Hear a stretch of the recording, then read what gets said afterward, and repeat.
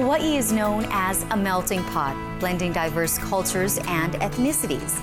Although relations between the races hasn't always been perfect, the bombing of Pearl Harbor in 1941 created a rift that changed the social climate in Hawaii.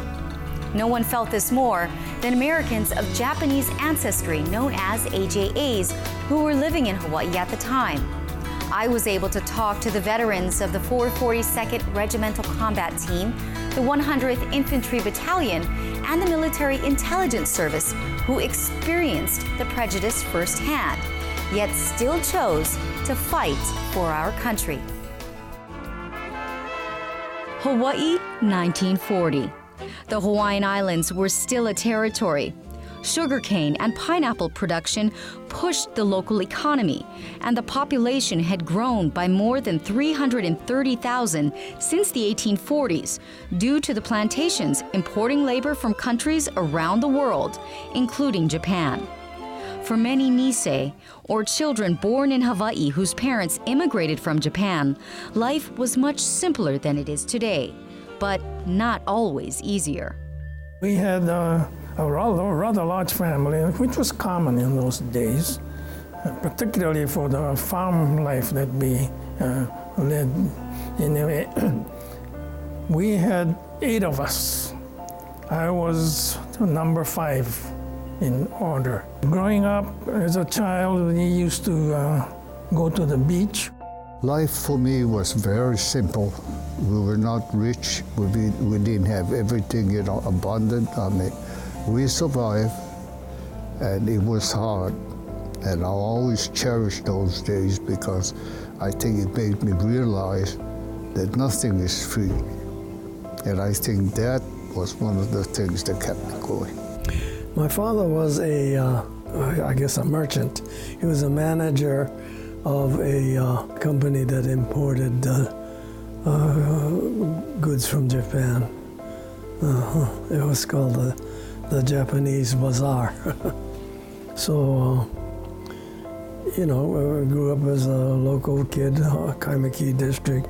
Those days was good. It was simple life, yeah. All of that changed on December 7th, 1941. December 7th, I was out. I got up early in the morning, as I normally do on a Sunday morning. I went out to the Kaiulani school, and I was there, and we were playing football. And I remember all these planes flying overhead and all of that. And we kept looking, and we said, oh, maneuvers. Then when we heard all the ambulance, the sirens, and the fire department people, hustling out, and they told us that this is war, get out. Well, I was asleep, and I came out, and then you hear all this thunder that never stopped. And that was all the guns from Pearl Harbor shooting at the enemy, Japanese airplanes. And so that constant thunder woke us up. We went out and looked toward Pearl Harbor, and we could see Pearl Harbor was on fire. And so the whole horizon was black with black smoke. From the burning battleships, yeah. And then we heard the radio calling soldiers and sailors to report. And then you heard this voice saying, all ROTC cadets from the university report to your armory. So that's when we reported, and we immediately became assigned to become part of the Hawaii Territorial Guard.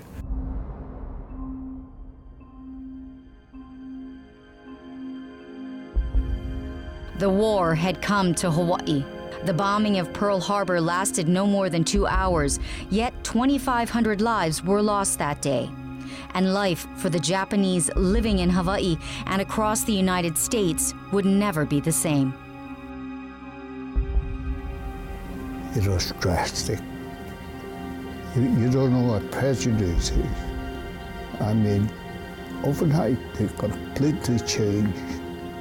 And you can see that everybody was angry. You know, it's nationality against nationality. Then after that, when you went out to look for a job, if you're Japanese, no chance. And if you got a job, you had an ID with a black band surrounding your badge to indicate it you're Japanese. And we couldn't enter the port areas and all that. There's so many restrictions. And a lot of the families were broken up. The parents taken to Staten Island, Eva, and all those places. My father was taken to Staten Island. He was a Japanese national. No, he was a Japanese national, and I remember we had Japanese records and Japanese books and all that. We had to burn all of that before the agents came to pick it up, because if they found those documents, we were afraid they may take us into custody. Because Pearl Harbor was attacked by the Japanese, the United States government put AJAs, Americans of Japanese ancestry, and suspect Germans and Italians into internment camps. AJAs who were soldiers in the Territorial Guard were stripped of their duties. When finally they picked out all the Nisei from the Territorial Guard and fired us, discharged us because of our ancestry, because our face looked like the enemy. And the higher-ups in Washington, D.C. then issued this edict or ruling that Niseis could only serve in this non-combat limited duty, and I guess the only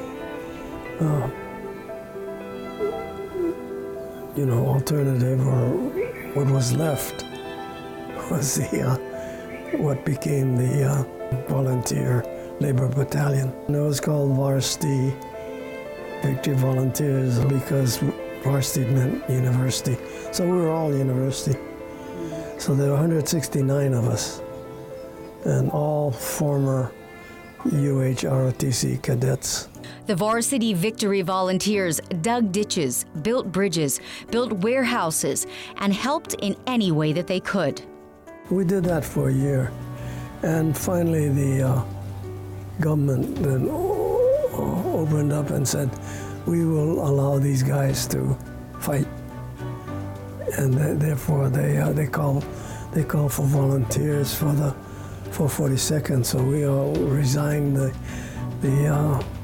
VVV so that we could volunteer for the Army Armed Service. The government asked for 1,500 volunteers, but 10,000 AJAs showed up to fight for their country. But almost every guy that joined the 442 joined because they wanted to prove their loyalty to America. After all, we're all American citizens. That's why we joined the Army. Yeah? I think Shiro Aoki said it very, very well. And in fact, my father said that well also, that the idea was you rise above adversity. And when you have an opportunity to put your patriotism first, you do that. If your heart is there, you do that. And I think the message for the 442nd and the 100th and the other units who served as well was you've got to step out sometimes and make those hard decisions when others in the country are looking at you differently. This is an opportunity to change how the country saw Japanese Americans. Prejudice and conflict didn't only arise between the AJAs and other ethnicities.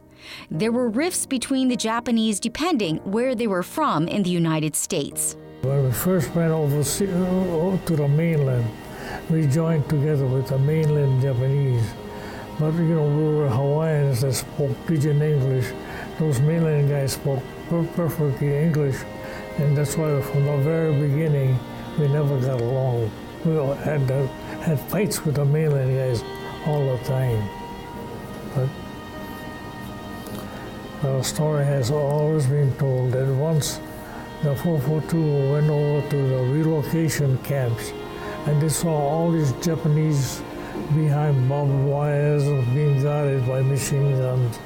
Then after they came back from the relocation centers, we got to be friends with the mainland boys because the Hawaii guys said if we had our parents behind barbed wire, would we have volunteered for the labor? So that was a good thing for the mainland guys and for the 442 anyhow, because we became a unit then. The soldiers of the 442nd Regimental Combat Team, the 100th Infantry Battalion, and the Military Intelligence Service fought throughout Europe. They fought valiantly for their country and for one another. We were very close because we all local boys. I was lucky to be in that battalion because they know what to do, and I just got to follow them. Though many of the soldiers do have fond memories, they haven't forgotten the horrors of war. What I remember is our bodies getting killed. That's the bad part. War is good as well, but we were done nothing else that we could do. World War II ended in 1945, but the war and the choices made by the brave who chose to fight have hugely impacted our local culture and society. I changed to the extent that I came back with what knowledge I had and where I had age beyond my age. Those of us that survived, we had opportunities that we would never have. As I said, Senator Inoue, Spaki Matsunaga, Yoshinaga, and probably Akaka and Hiram Fong. I think the war really opened doors that I don't think any one of us ever dreamt that we would have that kind of opportunity. I had my opportunity. What the veterans accomplished after the war here is to basically develop the state of Hawaii. So when you really look at it, you know, I've told this to many people that, you know, I wouldn't be where I am today in Hawaii and in the society. I think if it wasn't for my father and all the veterans who went to war and you know, basically came back and helped to shape our state. I think that there were normal, regular people just like you and me, but they came into young adulthood at a very unique time in history, and they made choices to help create history. They weren't thinking that at the time, but they in fact did change, I think to some degree, the history, at least part of the history, the wartime history of this country.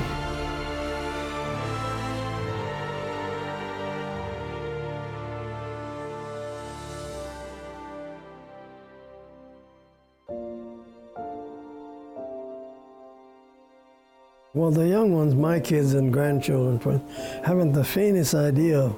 It was tough to be a Japanese during the war because for the longest time, the government and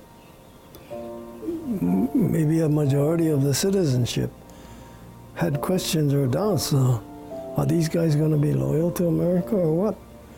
And it was only until, you know, these, let's see, there was a total of 719 killed in action, Niseis killed in action.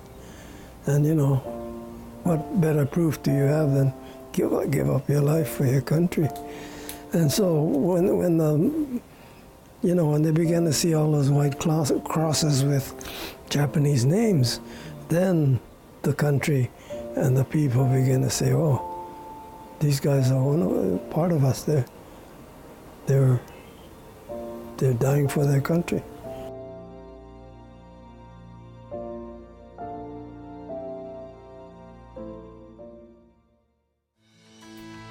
Mahalo to our brave veterans for sharing their stories.